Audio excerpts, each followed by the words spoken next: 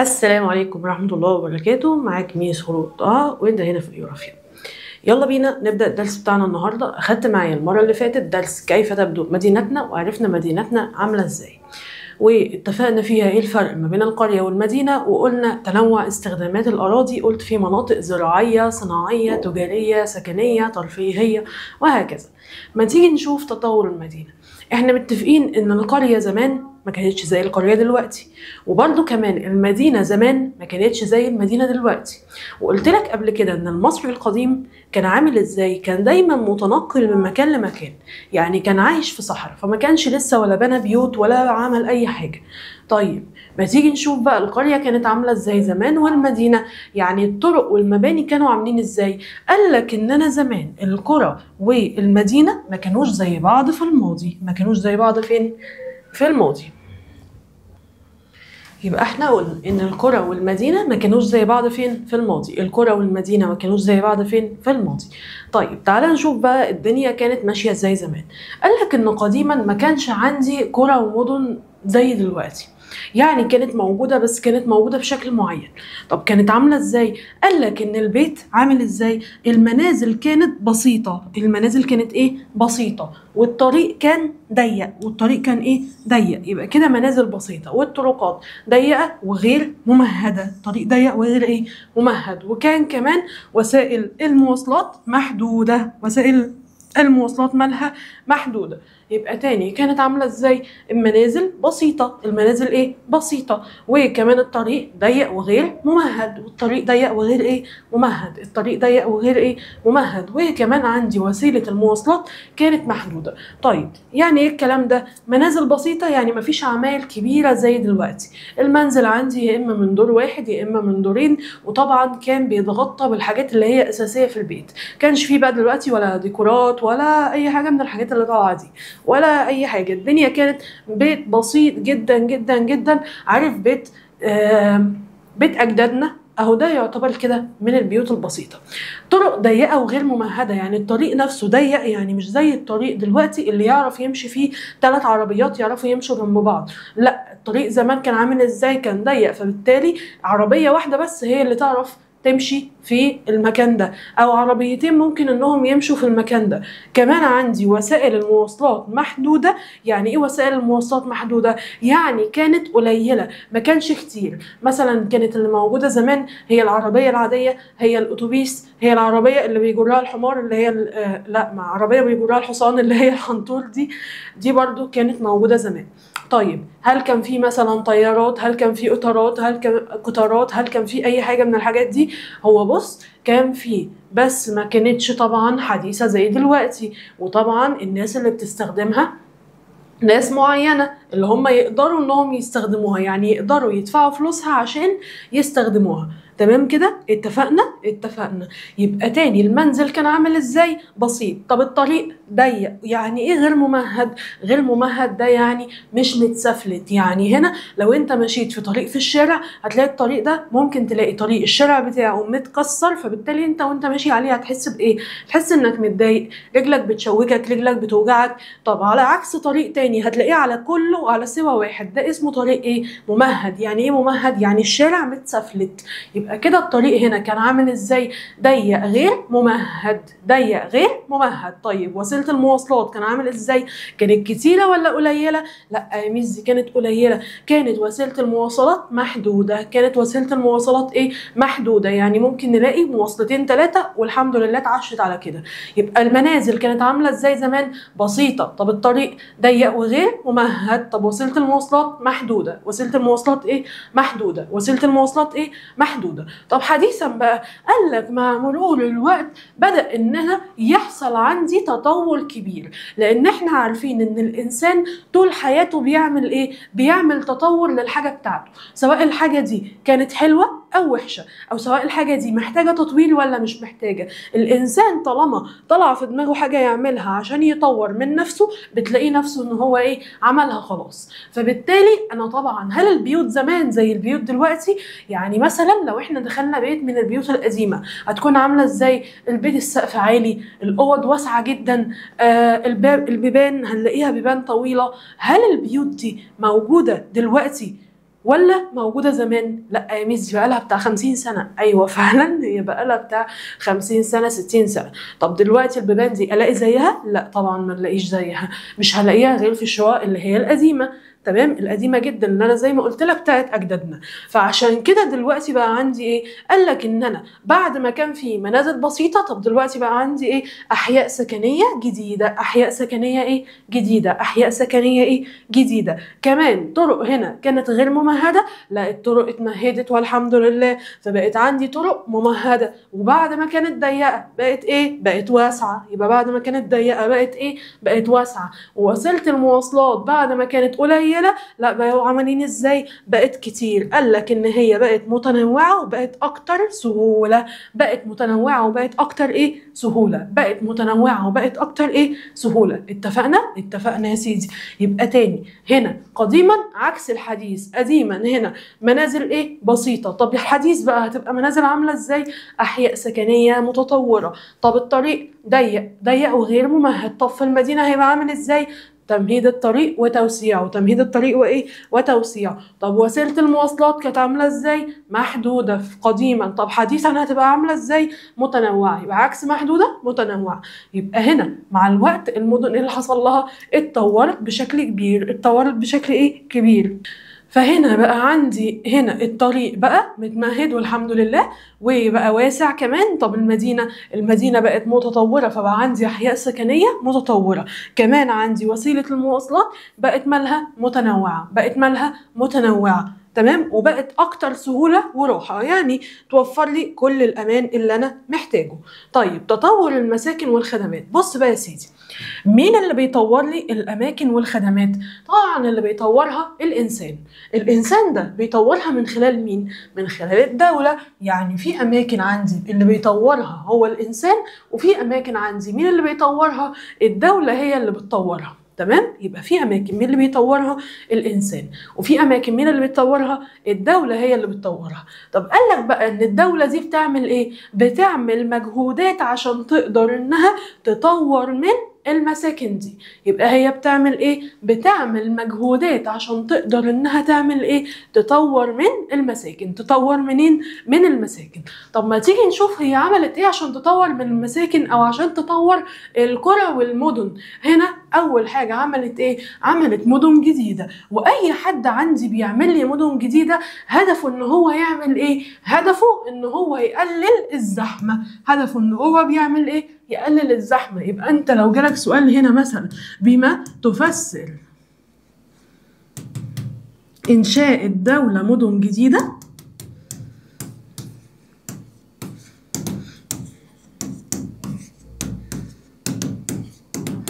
انا هقول له ايه؟ هقول له بهدف تقليل الازدحام. يبقى عملت مدن جديده ليه؟ عشان تقلل الازدحام. عشان تقلل ايه؟ الازدحام. تطوير الريف المصري. وطالما جيت لتطوير الريف المصري هقول لك ان الدوله عملت مبادره. اسمها مبادره ايه؟ اسمها مبادره حياه كريمه. اسمها مبادره ايه؟ اسمها مبادره حياه كريمه. يبقى حياه كريمه بالره. حياه كريمه دي بتاعت مين؟ دي بتاعت الريف. حياه كريمه بالره دي بتاعت مين؟ دي بتاعت الريف. بتاعت ايه؟ بتاعت الريف. بتاعت ايه؟ بتاعت الريف. يبقى تطوير الريف المصري، تطويره ده من خلال مبادرة اسمها مبادرة ايه؟ حياة كريمة. اسمها مبادرة ايه؟ حياة كريمة. يعني ايه الكلام ده؟ يعني مثلا القرى والمدن دي او القرى، احنا جينا للريف، فبالتالي الريف ده مين المكان اللي فيه الريف؟ القرية ولا المدينة؟ نفكر مع بعض. طبعا القرية. طيب هنا القرية دي ممكن مثلا الاقي المستشفى فيها مش متطورة، ممكن الاقي فيها مفيش مدارس، او ممكن الاقي فيها مدارس بس قليلة، ممكن الاقي هناك مباني بس المباني دي هتتهد او قديمة جدا لدرجة انها ممكن تتهد. فاحنا بنعمل ايه؟ بنطور الريف ده، نطور المباني، مستشفيات عايزة تتطور فبنطورها. ده اللي بتعمله الدولة. يبقى الدولة هنا طورت الريف من خلال مبادرة اسمها حياة كريمة. الدولة طورت الريف من خلال مبادرة اسمها حياة كريمة. اسمها حياة ايه؟ كريمة. اسمها حياة ايه؟ كريمة. رابع حاجة عندي تحسين محطة مياه الشرب. تحسين محطة ايه؟ مياه الشرب. وكمان حدثوا شبكات الكهرباء والصرف الصحي. والصرف ايه؟ الصحي. يبقى تاني حسنوا محطة مياه الشرب. حسنوا محطة مياه ايه؟ حسنوا محطة مياه الشرب. حسنوا محطة مياه ايه؟ الشرب. ايه محطة مياه الشرب دي؟ هقول لك ان انا المية اللي في نهر النيل، قال لك ان المية دي انت ما ينفعش تشربها اول ما تطلع من نهر النيل نفسه، لازم انها بتمر على حاجة اسمها ايه؟ بتمر على حاجة اسمها محطات. ايه المحطات دي؟ يعني ايه محطات؟ المحطات دي يعني حاجة عاملة شبه الفلتر اللي عندكم في البيت. لو انت عندك فلتر يقول لك ده انا عندي فلتر 9 شمعات، ده انا عندي فلتر 7 شمعات. ايه اللي بيحصل؟ المية بتعدي على كل الشمعات دي عشان تنزل لك مية تقدر ان انت تكون المية دي صحية وانت محافظ على نفسك، والمية دي ما تكونش فيها ولا شوايب ولا اتربة ولا اي حاجة. فهي محطة مياه الشرب عاملة شبه كده. عاملة شبه ايه؟ عاملة شبه فلتر المية. عاملة شبه ايه؟ عاملة شبه فلتر المية. يبقى هم عملوا ايه؟ تحسين محطة مياه الشرب. تحسين محطة مياه ايه؟ الشرب. ونحدث شبكات الصرف الصحي. وبنحدث شبكات الصرف ايه؟ الصحي. وبنحدث شبكات الصرف ايه؟ الصحي. ونحدث شبكات الصرف ايه؟ الصحي. طبعا صرف صحي مش محتاجين نعرف يعني ايه صرف صحي، المجال يا حبيبي اللي موجود عندنا. وكمان حدثنا شبكات الكهرباء. حدثنا شبكات ايه؟ الكهرباء. ايه شبكة الكهرباء دي؟ اللي هي الاسلاك. تيجي مثلا هنا الدنيا تشتي فانت تلاقي الشارع بتاعك عمال بيعمل فرقيع، الدنيا عماله بتفرقع. ايه اللي بيفرقع ده؟ يقول لك ايه؟ ده السلك عمل قفله. طيب ايه اللي خلى السلك يعمل قفله؟ وايه اللي خلى السلك ده لما يجي عليه ميه تلاقي الدنيا النور قطع ولا الدنيا باظت ولا ايه اللي حصل بالظبط؟ ان السلك ده عامل ايه؟ قديم. فبالتالي هم عملوا ايه؟ حدثوا شبكات الكهرباء اللي هي مجموعة الأسلاك اللي بتنور لك بيتك وبتنور لك بيوت مصر كلها. يبقى هم عملوا ايه؟ حسنوا محطة مياه الشرب شبكات الكهرباء الصرف الصحي. حسنوا محطة مياه الشرب شبكات الكهرباء الصرف الصحي. طب محطة مياه الشرب دي كانت زي ايه؟ زي محطة اسمها، هنجيلها كمان شوية، محطة اسمها الجبل الأصفر في القليوبية. محطة اسمها الجبل الأصفر فين؟ في القليوبية. محطة اسمها الجبل الأصفر فين؟ في القليوبية. محطة اسمها الجبل الأصفر فين؟ في القليوبية. محطة اسمها الجبل الأصفر فين؟ في القليوبية. تمام كده؟ تالت حاجة أو رابع حاجة، أزالوا مناطق عشوائية وحلوا محلها مناطق جديدة. أهي هي دي محطة الجبل الأصفر اللي هي موجودة في القليوبية، والمحطة دي لمعالجة مياه الصرف اللي هي مية الصرف الصحي. المية دي بتتعالج وبتكون ميه بس مش صالحه للشرب، ما تقلقش مش هتشرب منها حاجه. هما بيعملوا بيها مثلا بيرووا اراضي زراعيه، مش الاراضي الزراعيه كمان بيرووا بيها الجناين، فبالتالي يقدروا يستفيدوا من الميه دي بعد ما اتهدرت يعرفوا يعيدوا تدويرها من اول وجديد. يبقى انا لو جيت لك هنا قلت لك اهميه محطه الجبل الاصفر، هتقول لي ايه؟ احنا متفقين ان بما تفسر يعني ليه. لو قلت هنا اهميه محطه الجبل الاصفر، اهميه محطه الجبل الاصفر دي ايه؟ ان هي بتعالج مياه الصرف. ان هي بتعالج مياه ايه؟ الصرف. ان هي بتعالج مياه ايه؟ الصرف. طيب هنا المناطق العشوائيه، عارفين عشوائيات؟ طيب لو انتم مش عارفينها، تبقى في كده اماكن البيوت فيها قديمه، البيت معمول من دور واحد، ناس ساكنه في عشش، ناس ساكنه في بيت بس البيت ده زي ما قلت لك قديم جدا فهيتهد. دي اسمها ايه؟ عشوائيات. ان انا بلاقي منطقه مسحومه جدا بالسكان، اللي ساكن فيها اللي فاتح كشك واللي فاتح محل واللي فاتح مش عارفه ايه واللي فاتح مش عارفه ايه. فهم عملوا ايه؟ يعني لو انت من اسكندريه وكنت من غيط العنب او نادي الصيد هتعرف الحوار ده. هم عملوا ايه؟ هم شالوا المناطق دي ونقلوا الناس لمكان امن، نقلوا الناس لمكان تاني تقدر انها تعيش فيه. ففي ناس ما كانش عندها بيوت عملت ايه؟ قدمت في بشاير الخيل دي عشان تقدر ان هي يكون عندها بيت. يبقى هم طوروا المناطق العشوائيه ازاي؟ شالوها وحطوا مكانها مناطق ايه؟ بديله وامنه. وحطوا مكانها مناطق ايه او مساكن ايه؟ بديله وامنه. بديله وايه؟ وامنه. مين اللي عملوا لها كده؟ بشاير الخيل. مين اللي عملوا لها كده؟ بشاير الخيل. يبقى بشاير الخيل دي فين؟ في اسكندريه، موجوده عندنا في اسكندريه. طب عملوها ليه؟ عشان يطوروا ايه؟ يطوروا القرى ولا المدينة ولا العشوائيات؟ فكر معانا. عشان يطوروا العشوائيات. عشان يطوروا ايه؟ عشان يطوروا العشوائيات. عشان يطوروا ايه؟ عشان يطوروا ايه؟ عشوائيات. طيب يبقى عملوا ايه؟ بشاير الخير. عملوا ايه؟ بشاير الخير. بشاير الخير دي فين؟ في اسكندريه. بشاير الخير فين؟ في اسكندريه. اصحى وركز معايا. بشاير الخير دي فين؟ في اسكندريه. بشاير الخير دي فين؟ في اسكندريه. عملوها عشان يطوروا المناطق العشوائيه. عملوها عشان يطوروا المناطق العشوائيه. عملوها عشان يطوروا المناطق ايه؟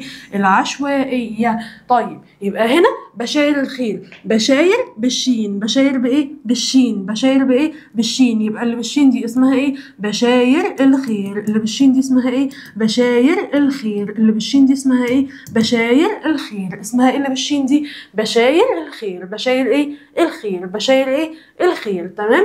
يبقى بشاير الخير بالشين عملوها عشان تطور المناطق العشوائيه. طيب الثانيه هنا محطات ميه الشرب اسمها محطه ايه؟ جبل الاصفر. فين؟ في القليوبيه. جبل الاصفر فين؟ في القليوبيه. جبل الاصفر فين؟ في القليوبيه. جبل الاصفر فين؟ في القليوبيه. طيب نفتكرها ازاي؟ هقول لك ان احنا هنا ممكن لو الميه قطعت ورجعت تاني، الميه لما بتنزل من حنفيه اول ما بتنزل كده بتلاقيها صفرة شويه، وملناش دعوه احنا بالقرف ده. فبالتالي افتكر ايه؟ الميه صفرة فعملوا لها جبل اصفر. الميه صفرة فعملوا لها جبل ايه؟ اصفر. الميه صفرة فعملوا لها جبل ايه؟ اصفر. طيب كمان خامس حاجة ان هو عملوا ايه؟ اعادوا هنا بناء بعض المدن بسبب الاحداث اللي اتعرضت لها. يعني في اماكن اتدمرت ومدن اتدمرت بسبب احداث اتعرضت لها. بس تعالى كده نشوف جهود الدولة. هي عملت ايه؟ اولا هنا عملت مدن جديدة. عملت مدن ايه؟ جديدة. عملت مدن ايه؟ جديدة. ليه؟ عشان تطور العشوائيات. عشان تطور ايه؟ العشوائيات. كمان طورت الريف من خلال مبادرة حياة كريمة. طورت الريف من خلال مبادرة حياة كريمة. طيب حسنت محطة مياه الشرب. حسنت محطة مياه ايه؟ الشرب. وحدثت كمان شبكات الكهرباء والصرف الصحي. حدثت شبكات ايه؟ الكهرباء والصرف الصحي. الكهرباء وايه؟ والصرف الصحي. كمان ازالوا مناطق عشوائية وبنوا مناطق بديلة وآمنة. أزالوا مناطق عشوائية وبنوا مناطق بديلة وآمنة. أزالوا مناطق عشوائية وبنوا مناطق بديلة وإيه؟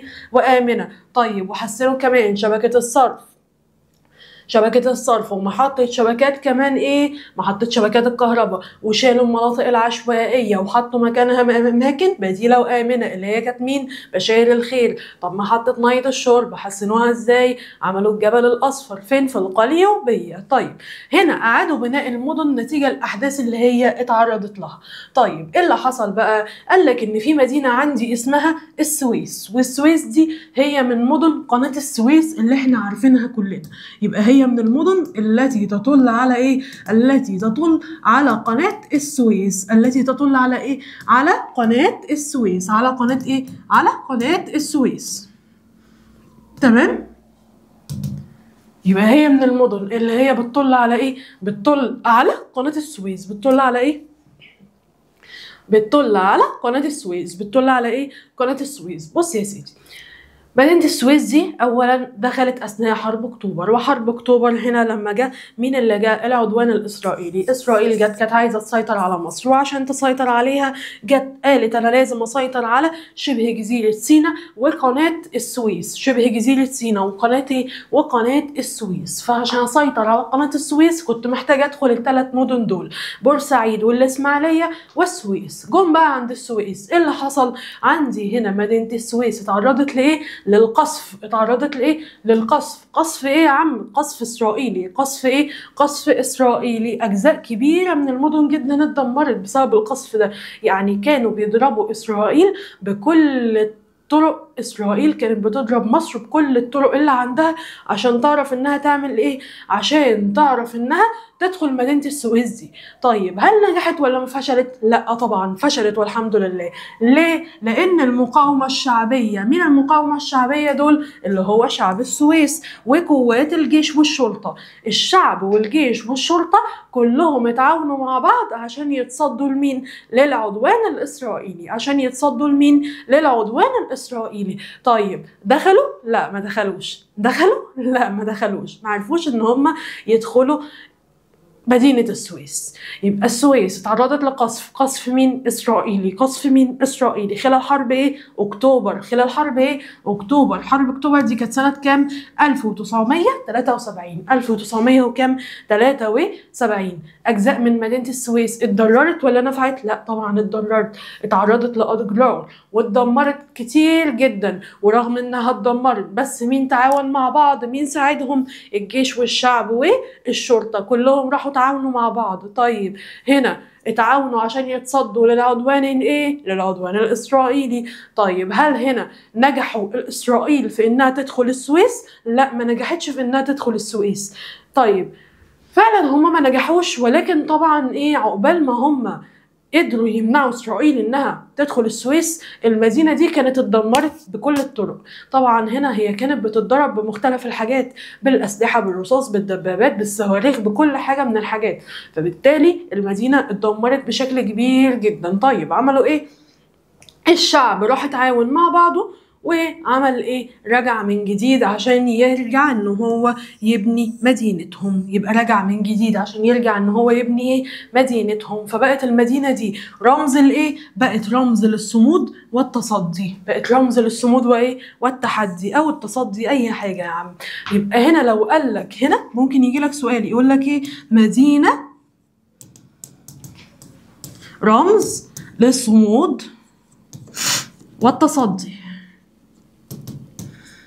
مين المدينة اللي رمز للصمود والتصدي؟ مين؟ فكر ثواني.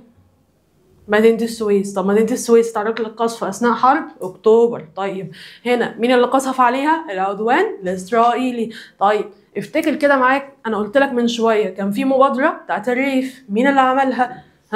اسمها ايه المبادرة دي؟ هي اللي عملتها الدولة كده كده، بس اسمها ايه المبادرة دي؟ حياة كريمة. طب المحطة بتاعت الشرب قلت لك المية صفرة، قلت لك المية ايه؟ صفرة، قلت لك المية ايه؟ صفرة. فعشان كده ايه اللي حصل هنا؟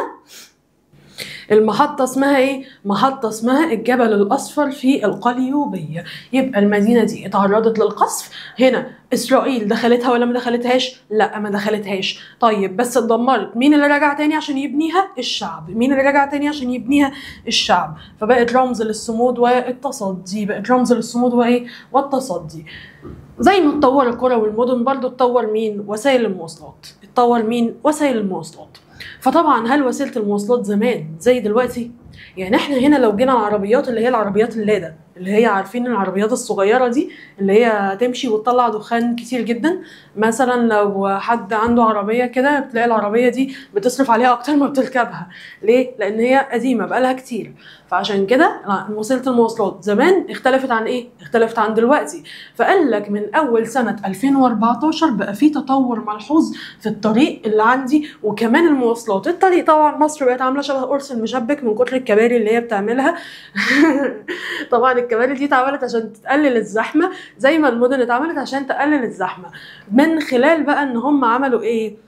هنا وسعوا شبكات الطرق. وسعوا شبكات ايه؟ الطرق. وسعوا شبكات ايه؟ الطرق. تاني حاجة عملوا طرق وكباري او انفاق جديدة. عملوا كباري وانفاق ايه؟ جديدة. يعني مثلا كوبري محمد نجيب، نفق مش عارفة اسكندر ابراهيم، بتاع ده الطريق الدائري، الطريق مش عارفة ايه، الطريق مش عارفة ايه، ويقول لك ده احنا هنعمل كوبري في المنطقة دي. طب ماشي احنا هنعمل كوبري في المنطقة دي زي ايه؟ زي محور اسمه رود الفرج. زي محور اسمه رود ايه؟ رود الفرج. زي محور اسمه رود ايه؟ رود الفرج. ايه المحور ده؟ حاجه شبه الكوبري كده. طب عملوه ليه؟ عشان برضو يخفوا ازدحام مروري. عشان يخفوا ايه؟ ازدحام مروري.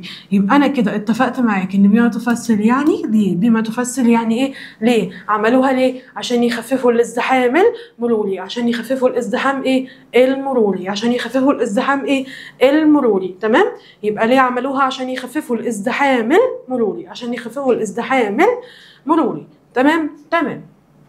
طيب لو جينا مثلا قلت لك هنا ادخلوا وسائل مواصلات كمان متطوره، يعني مش بس طوروا في الطريق وعملوا كباري عشان يخففوا الزحمه، لا ده كمان دخلوا وسيله مواصلات جديده. طب زي ايه؟ قال لك بس قبل ما اقول لك زي ايه هقول لك ان وسيله المواصلات دي بتجمع لي ما بين 4 حاجات. مين هما؟ سرعه، سريعه، كفاءه يعني بتنقل لي كويس جدا ولا بتتعطل ولا اي حاجه، امان، تمام، آمنة مش هتعمل حوادث، ولو عملت حوادث بيبقى فيه كذا حاجة تخليها إنها متأمنة بشكل كويس. كمان عدم الإضرار بالبيئة، يعني بتشتغل بحاجات غير البنزين ما تضريش البيئة بتاعتي. طب زي إيه؟ زي مترو الأنفاق، وده موجود في القاهرة، زي القطار الكهربائي، وده برضه موجود في المحافظات. وكمان أتوبيس اسمه الأتوبيس الترددي، يبقى زي مترو اسمه مترو إيه؟ مترو الأنفاق، وقطار اسمه القطار الكهربائي، والأتوبيس اسمه أتوبيس ترددي. اتوبيس اسمه اتوبيس ايه؟ ترددي. يبقى وسائل المواصلات دي بتجمع ما بين ايه؟ سرعه وكفاءه وامان، عدم اضرار بالبيئه. يبقى تاني، وسائل المواصلات دي بتجمع ما بين 4، مين هم؟ سرعه وكفاءه وامان، عدم اضرار بالبيئه. سرعه وكفاءه وامان، عدم اضرار بالبيئه. تمام، اتفقنا؟ اتفقنا. مين وسائل المواصلات الجديده؟ مترو الانفاق، قطار كهربي، اتوبيس ترددي. مترو الانفاق، قطار كهربي، اتوبيس ترددي. اتوبيس الترددي ده هو اتوبيس عادي، ولكن فيه تقنيات احدث بكتير من الاتوبيسات اللي هي كانت موجوده زمان، فتعرف انها تنقل ناس كتيره وفي نفس الوقت امينه، ما تعملش اي حوادث ولا اي حاجه. يبقى مين هم؟ مترو الانفاق، قطار كهربائي، واتوبيس ترددي. مترو الانفاق، قطار كهربائي، واتوبيس ترددي. واتوبيس ايه يا حبيبي؟ ترددي. تمام، يبقى هنا مترو الانفاق، قطار كهربائي، واتوبيس ترددي. هنا طب مترو الانفاق ده بيربط ما بين كام مدينه؟ قال لك ان هنا مترو الانفاق بيربط ما بين 3. طيب مين هم ال3؟ عندي القاهره، ومين كمان؟ والجيزه، والقليوبيه.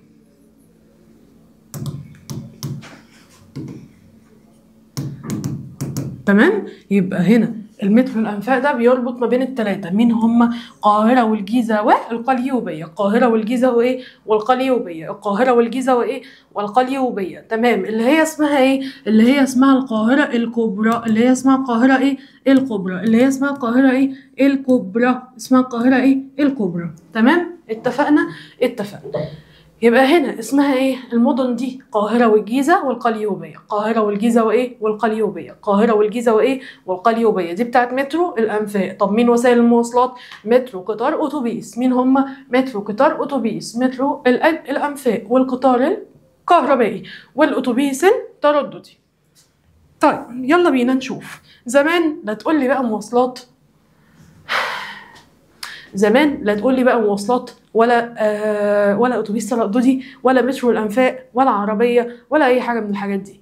من اقدم الوسيله اللي كانت موجوده عندي في مصر الدراجه. ايه الدراجه دي يا عم الحاج؟ العجله اللي انت كنت بتلعب بيها وانت صغير. قال لك ان دي مش مجرد مكان للعب، تمام؟ مش مجرد مكان لايه؟ للعب، ولكن كنت بعمل بيها ايه الدراجه دي؟ قال لك ان من زمان استخدمها المصري القديم. استخدمها في ايه؟ قال لك استخدمها للذهاب للعمل او للسوق. للذهاب للعمل او ايه؟ للسوق. فدي وسيله سهله وممتعه. يعني مش بس كان بيلعب بيها، لا ده كان بيعمل بيها ايه؟ ده كان بيستخدمها، بيروح بيها شغله، بيروح بيها السوق لو هو عايز يروح السوق. ده عشان كده هي وسيله سهله وايه؟ وممتعه. ولكن مع الوقت استخدامها بقى عامل ازاي؟ استخدامها بقى قليل. استخدامها بقى عامل ازاي؟ استخدامها بقى ايه؟ بقى قليل. استخدامها بقى ايه؟ بقى قليل. استخدامها بقى ايه؟ بقى قليل. وبقينا بنعتمد على العربيات اللي هي السيارات بدلا من العجل. فالمفروض ان احنا نعمل ايه؟ نتشجع اننا نرجع نستخدم العجل ده. ليه لازم استخدم العجل ده؟ احسن من العربيات في ايه؟ واحسن من مترو الانفاق في ايه؟ قال لك ان دي ليها 4 مميزات. مين هي؟ اولا هي مش بتسبب تلوث لمين؟ للبيئة. يعني مش بتلوث البيئة. يبقى هي مش بتسبب تلوث لمين؟ للبيئة. مش بتسبب تلوث لمين؟ للبيئة. تاني حاجة بتحافظ على صحتك وبتقوي عضلاتك. بتحافظ على مين؟ صحتك وبتقوي عضلاتك. بتحافظ على مين؟ صحتك وبتقوي عضلاتك. بتحافظ على مين؟ صحتك وبتقوي عضلاتك. يعني طول ما انت ماشي بالعجلة انت اكنك بتلعب رياضة، وفي نفس الوقت انت بتروح لشغلك. كمان هي بتقلل الزحمة. هي بتقلل ايه؟ الزحمة. تعالوا نشوف حجم العجلة قد ايه وحجم العربية قد ايه. لو كلهم اصلا مشوا بالعجلة مش هنحس ان في زحمة، لان هنا يقدر في الطريق الواحد مش بس 3 عربيات يعدوا، لا ده يقدر بقى الواحد اللي ماشي العجلة 10 ممكن يمشوا جنب بعض بالعجلة بتاعتهم. يبقى تاني هي مهمة في ايه؟ مش بتسبب تلوث لمين؟ للبيئة، وكمان بتقلل الزحمة. بتقلل ايه؟ الزحمة، يعني مش هتبقى زحمة زي العربيات. كمان انت بتحافظ على صحتك، لان رياضة العجل لو في حد منكم او من اخواتكم يعني بيروح الجيم، فهو اكيد بيقعد يلعب على العجلة شوية. ليه؟ لانها بتقوي العضلات، سواء عضلة الايد او عضلة الرجل. تمام؟ يبقى لانها بتقوي العضلات سواء عضلة الايد او عضلة الرجل. كمان اقتصادية، مش مكلفة. يا عم انت هتجيب لك عجلة بكام؟ ب 500 جنيه، 900 جنيه، 5000 جنيه يوم ما يضربها الدم قوي كده، وتكون جايب عجله حديثه جدا. بس انت هتعمل ايه؟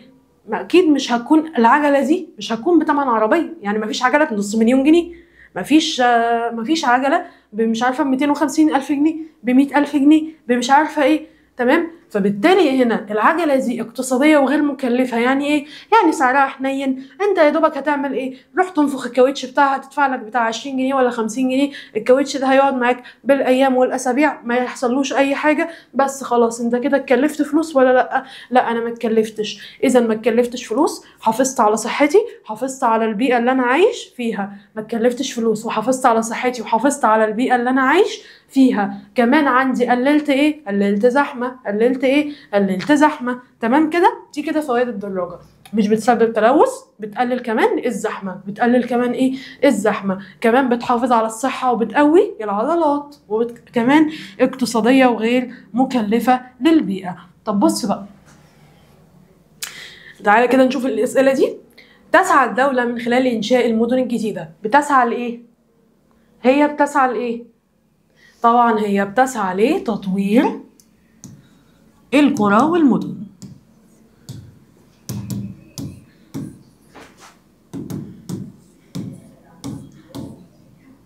طيب هي برضو بتعمل مدن جديدة ليه؟ عشان تعمل ايه؟ عشان تقلل الازدحام. فبالتالي الإجابة بتاعتي هتبقى ايه؟ تقلل الازدحام. يبقى تاني الإجابة بتاعتي هتبقى ايه؟ تقلل الازدحام. يبقى احنا نمسح دي كده، بلاش تطوير القرى والمدن، هنعملها ايه؟ عشان بس تقلل الازدحام. عشان تقلل ايه؟ الازدحام. تمام؟ يبقى هنا الدولة بتسعى ان هي تعمل كده عشان تقلل ايه؟ الازدحام. بتعمل مدن جديدة عشان عشان تقلل الازدحام. تتصف وسائل مواصلات المدن في الماضي بانها كانت عامله ازاي؟ احنا قلنا البيوت بسيطه، الطرق عامله ازاي؟ غير ممهده. طب وسيله المواصلات في الماضي كانت عامله ازاي؟ كانت محدوده. كانت عامله ازاي؟ محدوده. كانت عامله ازاي؟ محدوده. طيب ماشي، تعالي هنا اشرح فوائد استخدام الدراجه. هي الدراجه اللي هي العجله دي كانت مفيده؟ مفيده. طب مفيده في ايه؟ احنا لسه شارحينها من 4 حاجات. مين هم؟ اول حاجه انها اقتصاديه وغير مكلفه. اقتصاديه وغير ايه؟ مكلفه. تمام؟ اقتصاديه وغير ايه؟ مكلفه. طيب بتشتغل ببنزين؟ لا. يبقى اذا انها لا تلوث البيئه. لا تلوث ايه؟ البيئه. لا تلوث ايه؟ البيئه. لا تلوث ايه؟ البيئه. تمام؟ هي لا تلوث البيئه. كمان بتحافظ على مين؟ بتحافظ على صحتك، على الصحه وتقوي العضلات. بتحافظ على مين؟ على الصحه وتقوي العضلات.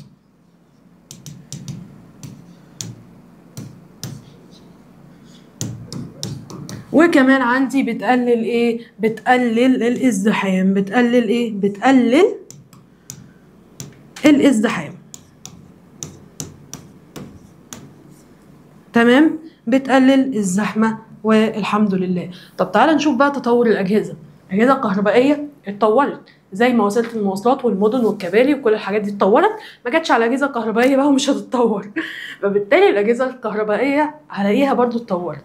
طب ايه الفرق ما بينها زمان وما بينها دلوقتي؟ خليني بس اسالك، هو احنا اتفقنا ان الحاجه زمان زي دلوقتي؟ لا، هي زمان مش زي دلوقتي خالص. طيب ماشي، قديما بقى قال لك ان زمان الادوات الاجهزه اللي كانت موجوده برضو زي ما كانت المنازل ووسائل المواصلات بسيطه ومحدوده، نفس الكلام. ان انا عندي هنا الادوات اللي هي الاجهزه، حتى لو كانت في اجهزه كهربائيه او غيره، برضو عامله ازاي؟ محدوده وتقليديه. يا دوبك بنستخدمها في الاعمال بتاعتنا اللي هي الاعمال المنزليه والمهنيه اللي هي بتاعت الشغل. مين هم طيب؟ مصابيح الكيروسين. مين هم؟ مصابيح الكيروسين.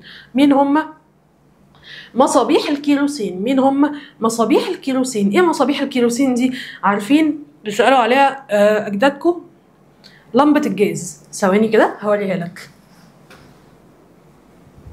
اي بص حاجه زي دي كده، هي دي بتبقى عباره عن مكان، البتاعه دي فيها ازازه، الازازه دي بيتحط فيها جاز، والجاز ده كان بيتحط بخيط، بيتحط فيه خيط تحت خالص، والخيط ده كان بيطلع عامل شبه الخيط بتاع الشمعة، كان بيتولع ده، واول ما بيتولع بنحط عليه البتاعه اللي هي الازاز دي، وبكده بنكون عملنا إضاءة للبيت. طبعا خلي بالنا من حاجة، ان الكلام ده قبل ما يدخلوا الكهرباء وقبل ما يخترعوها، بس احنا لاحظنا مع الوقت، او مش احنا، توماس اديسون اللي هو مخترع المصباح لاحظ مع الوقت ان المصابيح دي بتعمل ايه؟ بتعمل حوادث وكوارث، بتعمل ايه؟ بتعمل حوادث وكوارث كبيرة جدا. فهنا يعني مثلا اللمبه دي ممكن تقع، لان يعني هنا الازازه اللي بيتملى فيها الجاز هي اصلا معموله من الازاز، فلو وقعت اتكسرت طبعا الجاز هيولع في الدنيا ويولع في البيوت، فكانت بتحصل حوادث كتير.